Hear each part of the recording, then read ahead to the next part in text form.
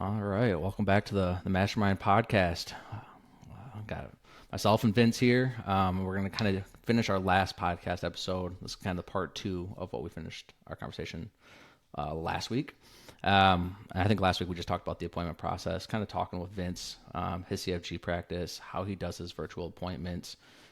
We got talking a little too much and really only got to the first appointment. So hopefully we can get through this a little bit faster and hit the second and third appointment and kind of figure out his close there. So Vince, it's good to be talking to you again here.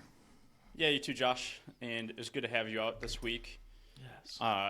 We got to celebrate a little bit with some drinks and stuff. But, That was fun. the second and third appointment is... there is some art to it, you could say. I like to think there's art in the first meeting, but the second meeting and the third meeting is where advisors, I think, lose the client the most. And the reason why is because we like to talk about the financial jargon. We like to show the numbers. We like to talk about the stuff we like to talk about. And we can really lose the client during that process, or the prospect during that process.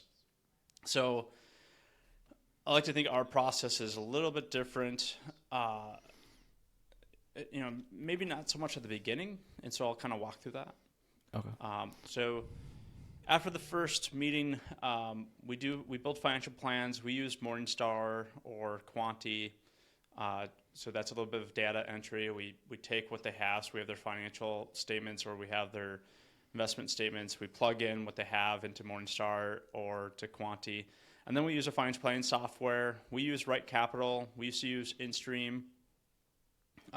You can use anything, really. Doesn't really matter. You just want to be able to show the numbers a little bit. But the reason why we show those numbers is we really want it to line up with their goals. And I know that sounds a bit cliche because a lot of times we can use goals, but a lot of times, if you remember from the first part, we want to tie in the emotion.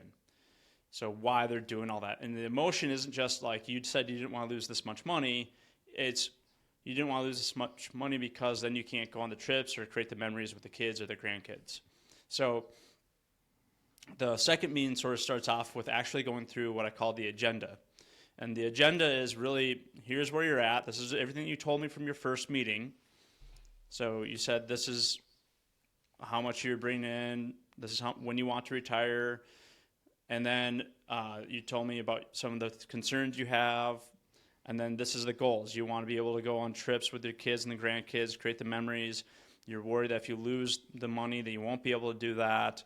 So again, we're tying it all back. So I was just meeting with an 80-year-old the other day, and she said she hasn't met with her advisor in 3 years.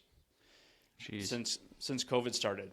And she lives off of like $2,000 a month, and she wants to go on more cruises. She wants to, do a little bit more trips and that kind of thing. But she lost her husband not that long ago, and I actually just related with her because my dad passed away, and I was kind of talking about how my mom, is trying to figure things out on her own too. Has to find new friends, and she wants to travel, go on more cruises. But she's got enough money to do a lot of that travel. And so this lady is actually 80 years old. Doesn't look 80 years old, but she's 80. And she really just said, like, I don't want to just live off of $2,000 because she's basically living off her Social Security. And we just kind of came down to, well, why do you think you can't? And she's just is like, well, the market is changing my portfolio. A lot of times when we meet with people, their biggest concern is being able to spend the money without drawing down the principal. And I said, well, if we can give you the income without drawing down the principal, would it be easier for you to go spend the money, go take the trips? Then you don't have to worry about the market so much. She's like, yeah, that'd be great. What was happening, though, is the other advisor, she told this to the other advisor multiple times, he was not listening. So if he's not listening, he's not providing the value that she's asking for, which is why she's looking around, looking for somebody else to help her. And then I was like, well, I know we can create like about $50,000 in dividends and interest based on what you have really easily. How's that sound? How does that make you feel? She said, that'd be great.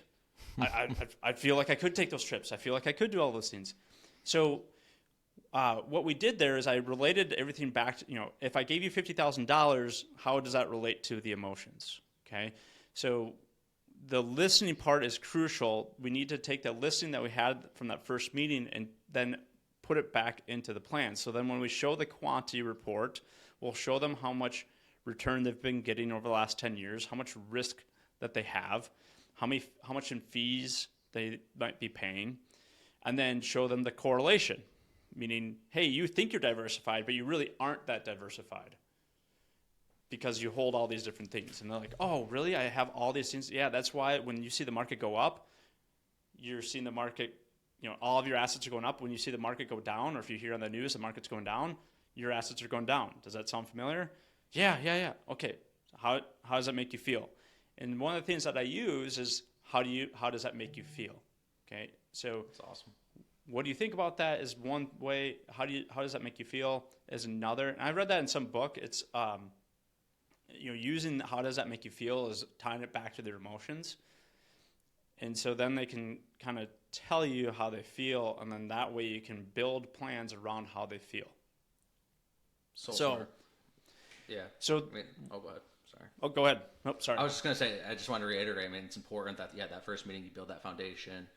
Coming into that second meeting, you're reiterating that foundation because it's been a week, since you last talked. So you kind of re-engage that emotion. And then what you're doing is not just going through the plan, showing the numbers, but you're explaining it to them in a sense that makes sense to them personally.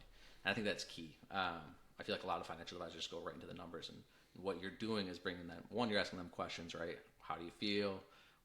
How will this change your life? You could go on that cruise, things like that. And then you also, it sounds like, I'm not a financial advisor, I'm a marketer, but now I know what correlation is. You can explain it to like a child, basically, right? So very key things to pick up on if that was ever missed in this podcast so far. Yeah, I appreciate you bringing that up because when we go through the Morningstar and the Quantity, that stuff as financial advisors, we like to talk about that stuff because here's all the numbers. Look how much better, look how bad things are for you and how much better things could be for you. But they're not going to understand it. And in fact, I don't show them everything on that Morningstar report or on the Quantity report.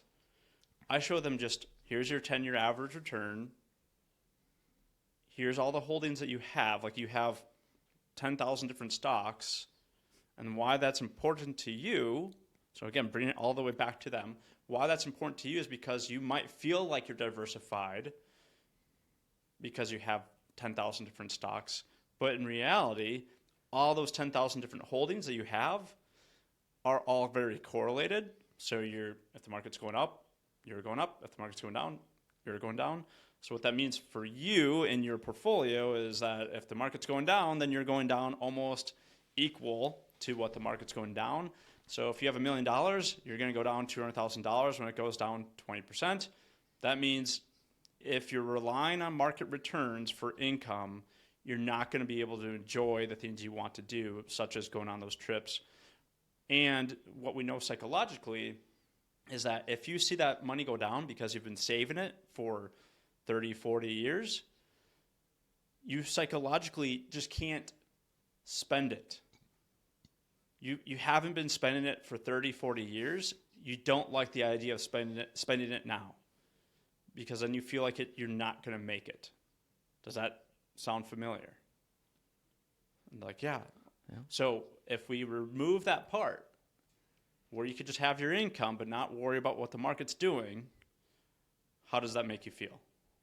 Oh, I'd like that. How do we do that? Well, we'll show you how in just a second. Let me show you the plans first. But I just want to make sure that as we build out your plans, we're going down the right path. Okay. So then we go down to the fee part. If there's anything in the fees, like we'll look at the commissionable mutual funds or anything like that, just help educate them. And we'll just say, here's what to know with the fee part, just something to avoid maybe in the future. You can buy, if you have this fund, maybe it's an A share or B share or C share. Again, I don't expect you to understand anything with A, B, or C. The only thing I want you to understand is that sometimes funds are more expensive than the other, yet they all hold the same stocks within them. So technically, if you didn't hire a financial advisor and you just wanted to do the index funds like you're doing right now, you could go do the index funds at, let's say, Vanguard for a lot lower costs. So you could just pick the same funds at Vanguard. A lot of advisors probably wouldn't choose that option. They wouldn't probably say that because then you feel like you might be giving them an out to not use you. Okay. I'm literally just about to ask you, how many advisors do you think actually bring the fees up? I know a lot of them bring the fees up as far as, comparison, but I don't think the ones that are worried about it are worried because they don't provide any other value. If you provide value, then your fees are worth it. You can talk your way and explain to people why they should be giving you the fee rather than them thinking they shouldn't pay you because they, what good are you? And if the only value that they're getting from their advisor is just the portfolio management and there's just index funds in there, you need to explain to the client that, look, you're just in index funds. Is that if that's something that you want and you want to continue to do, you don't need me. You can go do this on your own. You don't have to pay the fees. So smart. Literally what that does right there is put on their guard. The sales pitch, they feel like they're getting sold guard. You're literally giving them an out and a reason. If they want to do it on their own, they can. So correct. Yep. That's awesome. On point. You're giving them a reason. Like, if this is what you want to do, you can go do it on your own, and you do not need to pay somebody to do it. Now, there are values for a financial advisor. Obviously, one of the things I kind of make fun of is sometimes we're kind of the psychologists. People talk to us when the market's not doing so great. They kind of panic, and we're supposed to bring them back down to earth. And so that's where we earn our fees. But there are people that do it on their own that don't necessarily need that, and that's okay. I only want to work with people that see the value in my services. Those are the people that are going to stick with me long term, rather than people that are, I don't really like what you're doing, and then move right away anyway. There's no sense of trying to just get the sale just to get the sale. That's awesome. You want them to make sure that they see the value. Okay, so now, still in the second appointment, I show them the financial plan. So I show them Right Capital. In Right Capital, it'll show, I'll go right to the retirement tab. It'll show two numbers. And it's based off of a Monte Carlo simulation. And the first one just shows them the current plan. So what I show them is, here's where things start, or here are where things are right now. So here's your current status. And then the next one on the page will still say what the current status is, because that's the one I'm going to make some changes to, just so they can see some improvements within their plan. Okay. So I tell them I'm going to show you the current scenario, just so that way, if we make any improvements, we can see if it's better for your financial plan or worse for your financial plan. So we show them their current status, show them the Monte Carlo, which I don't go into the detail on the Monte Carlo. I know financial advisors might know what the details are for Monte Carlos. I just show them, here's the range that you would fall in over your lifetime. And the reason why this range is so wide is because right now what you hold is a portfolio that has a lot of volatility, meaning it can go up and down. And so a lot. And if it goes up and down a lot, that means there's a lot of different outcomes, and the range of your outcomes are going to be pretty wide. Here's what people mostly want, is they want to squeeze down that volatility. They always want that same average, right? They're always happy with that median line, that average line. But what they don't like is the worst case outcome, and they don't mind giving up some of the top line outcome. Okay. So that's you're showing them first plan. You're not making adjustments to the second plan with them in there, are you? Or are you running those? You are. Okay. So during that call, you're showing and making the adjustments kind of on the fly with that conversation. Light adjustments, though. Light adjustments. Yep. So then I'll show them, all right, here's what happens if we apply a different Social Security strategy. Okay. Does that make a difference? Here's what happens if we make a Roth conversion strategy, because let's say in the meeting prior they said, I want to know more about Roth conversions and that kind of thing. Here's what happens if we do Roth conversions. Then I show them, here's what happens. And usually if the portfolio is too volatile, it doesn't help with the Roth conversion scenario. And I say the only way that we can actually do some of the Roth conversions or do any of these strategies is if we reduce the risk. So here's what happens if I reduce the risk, and then all of a sudden, let's say their current plan showed a 70% success rate. All of a sudden, let's say it jumps up to a 95% success rate, and then now we can do some Roth conversions or possible Roth conversions. But what I do know with Roth conversions too is most people like the idea of the Roth conversion. They just don't want to stomach the taxes. And so you can't go too far with that. You can't bring them too far and say, hey, you should, the program says you should do this. This is your best outcome. But you're going to scare them off because they're going to be like, no, I don't want to pay $100,000 a year in taxes. You gotta that would scare me. That makes sense. So you gotta bring it to a level that they're comfortable with. Okay. So what happens in that second meeting though is they can get overwhelmed. Too much. It could be too much information, and so you need to do little check-ins with them as you go along. Okay, how does this feel? Do you understand it? No, I don't understand it. I'm confused. Great, thanks for telling me.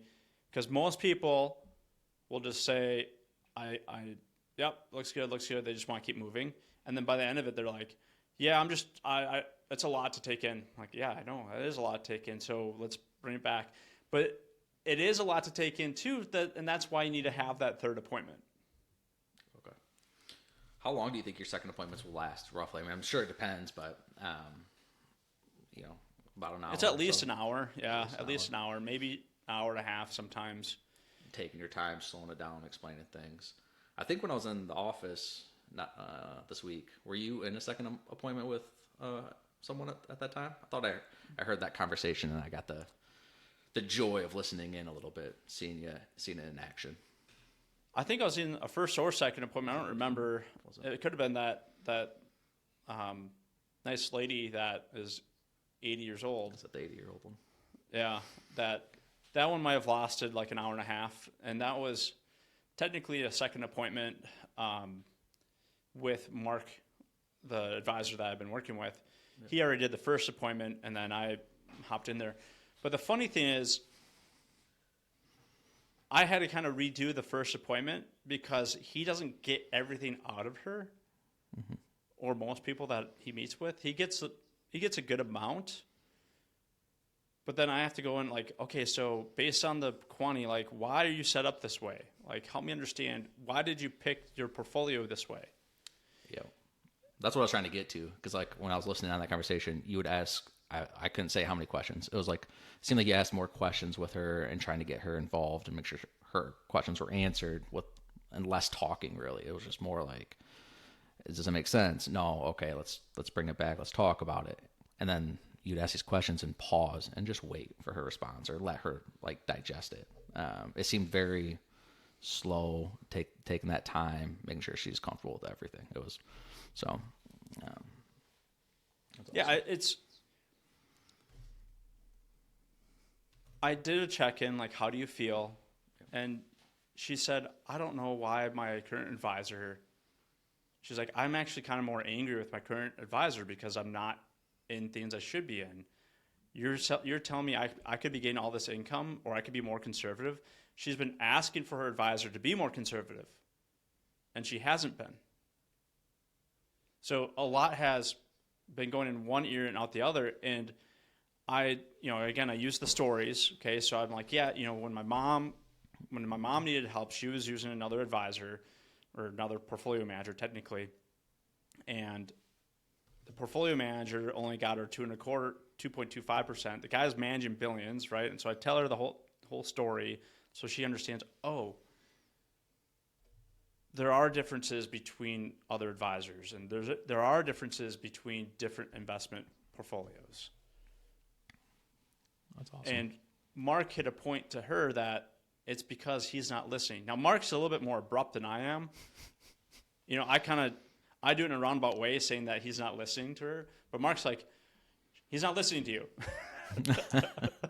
Like, that's awesome. But that's awesome. He's from New Jersey. Him and I go back and forth on our strategy. That's funny. So there is a lot of questions that you need to keep asking during that second appointment. How does this make you feel? And then everything that you do, you need to tie back into how it relates to them. So, meaning what this means for you, got to go back to, okay, so your portfolio could lose 20%. What that means to you is you have $1 million, you could lose $200,000 based on how you're invested, based on historical performance. Which means that if you lose $200,000, that's like, for her, that's like 10 years, close to 10 years of retirement years. Yeah.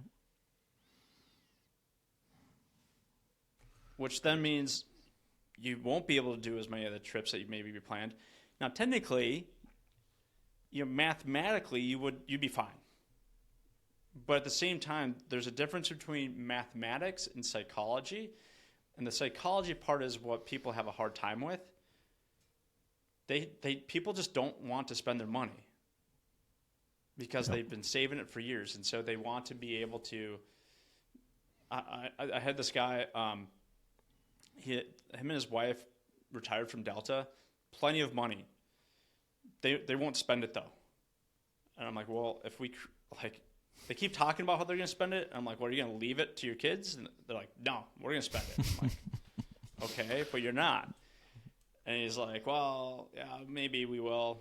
I'm like, well, what if I created a portfolio that just gave you dividends and interest so you could just spend the income that came off the portfolio and then you didn't have to worry about the principal? He's like, that'd be great. I'm like, okay, well, let's do that. And then all of a sudden, he's getting more income and he's spending it.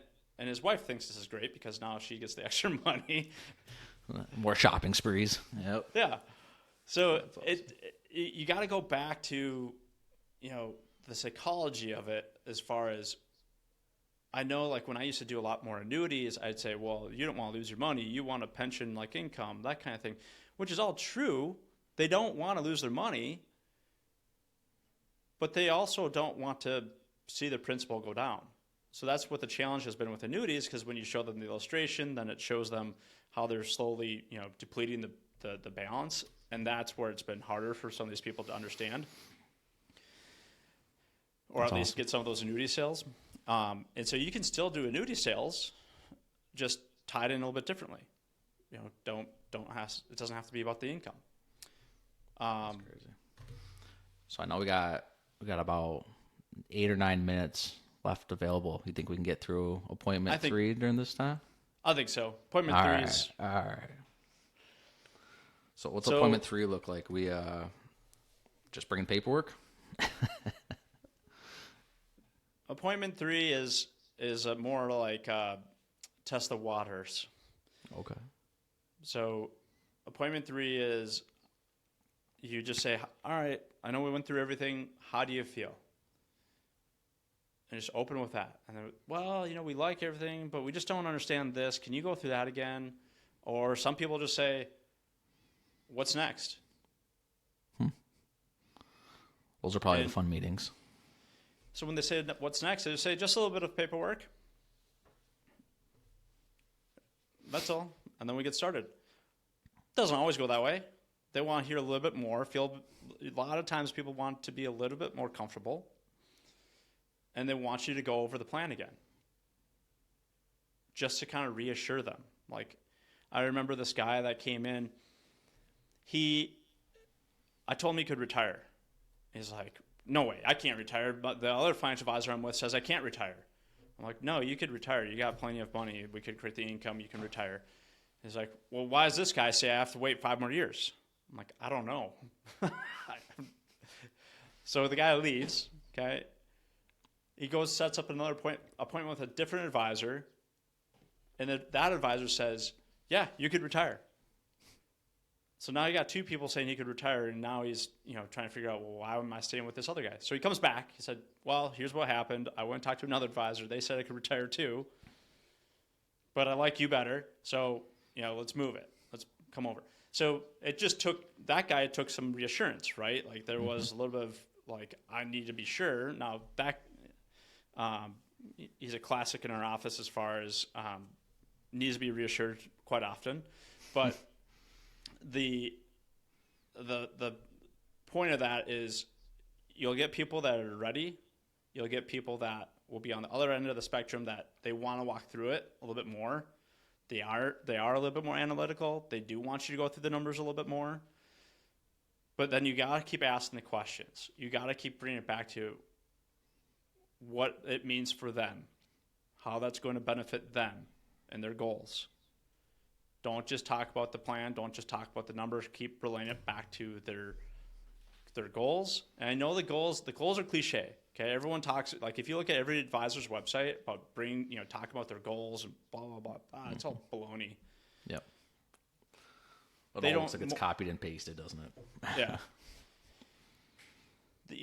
We need to, financial advisors need to do a lot better by going into their actual goals, going down into the deep actual goals, what they're trying to do. Like my mom, for example, she's got a lot of money coming into her bank account. She's like, Vince, I got a lot of money in my bank account. What do we do? I'm like, spend it. I don't know what to spend it on. I'm like, well, what would Dad do? So again, tied it back to the emotions. Because my dad passed away a couple years ago. She's like, well, he probably would have taken the kids on a trip. All the good years we would have gone on a trip or gifted some money. And I said, okay, let's go on a trip. And the reason why is because he was all about creating memories. He didn't necessarily want to leave money behind. He wanted to leave using that money to create the memories is what he wanted. And it dawned on me, that's what all of my clients want. They want to create the memories too. And so that's what I'm like, gosh dang it. I'm like kicking myself. I'm like, all this relates back to emotions, memories. Money doesn't create happiness, but it does. Well, I believe it does, but money may not create happiness, but it does give you the benefits that money can buy. It helps. So, going on those trips, getting gifts for the grandkids. Like my mom got a new boat last year because she wanted to make sure that we still go over to her house so she can spend time with her grandkids, right? Like that's why all these people do these things with their money. I had another client. He's like, I just want to let you know I gotta get that car. I'm like, what car? He's like, I want to get the Corvette. I'm like, sweet, dude. Let's get that Corvette. Before you get that Corvette, let me show you a video. My dad, he's got a couple Corvettes. We track them. You want to track them? Here, watch this video. So I showed him a video of me going 165 miles an hour. He's like, I'm not going to do that. That's awesome. That's awesome. Joining the Corvette clan. So the third meeting is, again, just getting back to the emotions, reviewing the plan. But again, you do the check-ins. How do you feel? And then the last part, I'll just say, what do you want to do next? And if they say I want to think about it, then what I do is I book that fourth meeting. I say, great, no problem. Let's book that next meeting just so we can, you can go home, review some things if you want to, but let's just keep this going, because what happens is when you leave here, you're going to forget about probably 80% of the things that we talked about, which is okay. That's just part of it. And people retain stuff based on repetition. So let's just have another meeting and we'll go through it again and then see where you're at. That's awesome. Do you have issues collecting paperwork virtually? You have any problems with that? I know you work with Mark, but other than that, assuming with technology nowadays, it's not a big deal, right? No. Getting someone to sign the application, do you go through the application with them? Or yeah, I walk through it with them. No, I walk through it with them. In fact, I actually don't do any of my transfers anymore. Jackie in my office does that. Okay. I mean, it's already signed. All the paperwork's already signed, and then she will do like the 401k rollover call with their client. It's pretty much done. I mean, it's pretty easy. The paperwork, once I say what are the next steps, just paperwork, okay, walk through it with them. If you're struggling with paperwork, then I don't know what to tell you other than probably try to rehearse. Like if you're stumbling through the paperwork, if you don't know how to do paperwork, right, people are going to question whether or not you know what you're doing. Right. So at least know what you're doing. But what I do is I don't really know what I'm doing in the paperwork anymore because I don't do the paperwork. Jackie prepares it for me now. Yeah. So every time we do a paperwork meeting, I bring Jackie in, and so Jackie will help. And then what's beneficial with that though is then they have that relationship now with Jackie, and they like Jackie better than me anyway. Yeah, I believe that. Wouldn't argue that one bit. Well, there it is. I mean, wrapping it all up, the appointment process from an advisor that's closing a good amount of business virtually. I did it. I looked at it the other day. We've brought on $12 million in new assets this year so far. I expect us to do another $5 million in May, based on what I know I have in my pipeline. I don't know what Mike has. I was going through his pipeline yesterday, but Mike's an advisor in his office. Yeah, Mike's another advisor in my office, and we're having a really good year so far. I mean, 12 million already. This is exciting. Yeah, that's awesome.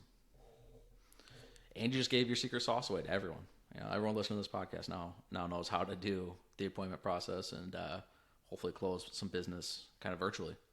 As I do, I mean, I feel like that space, like the advisor practice space, it's kind of in the middle, right, between in-person people and virtual, but I feel like I'm seeing a slow transition to virtual more and more. So learning this trait and having this ability to close online seems pretty important.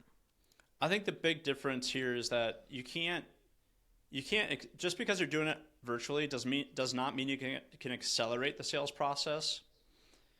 You might be able to get the appointment quicker, but you can't accelerate the sales process. And I think too many people are hoping that when people come in from virtually, that they're just ready to sign on the dotted line, and that's not the case.